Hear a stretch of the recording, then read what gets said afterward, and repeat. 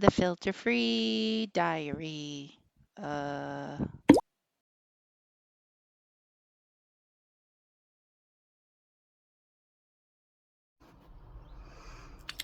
Good morning.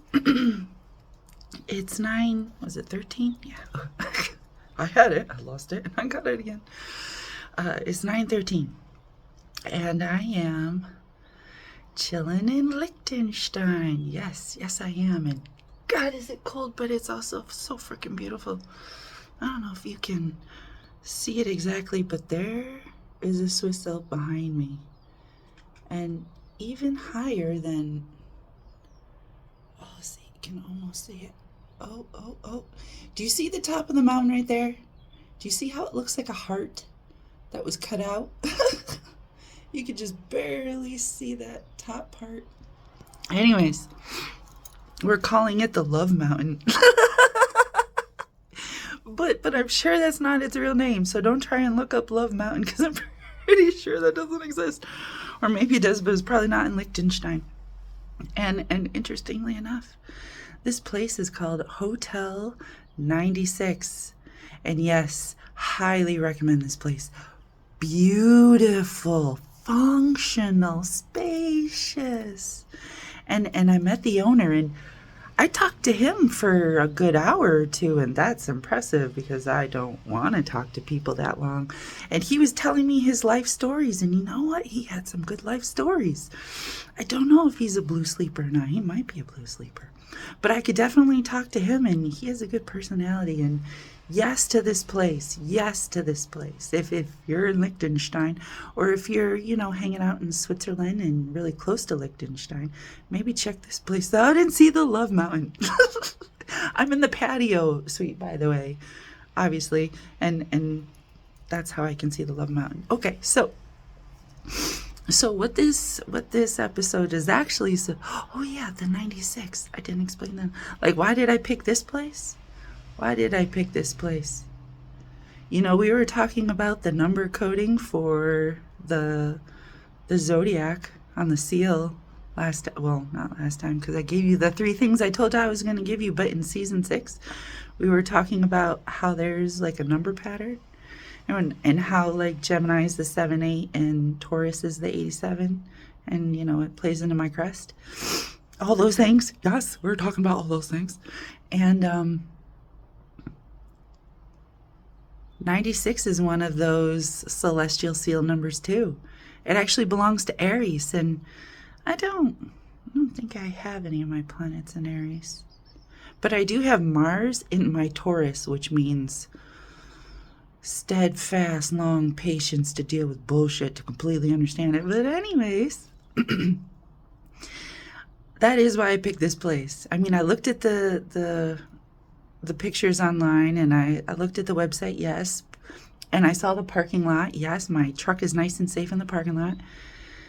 But I started looking at this place because it was a 96, and we were talking about those seal numbers, and 96 is a seal number. That's why I picked this place. Yes. Did Spirit play me like a fiddle? Yes, over and over and over. Okay, so.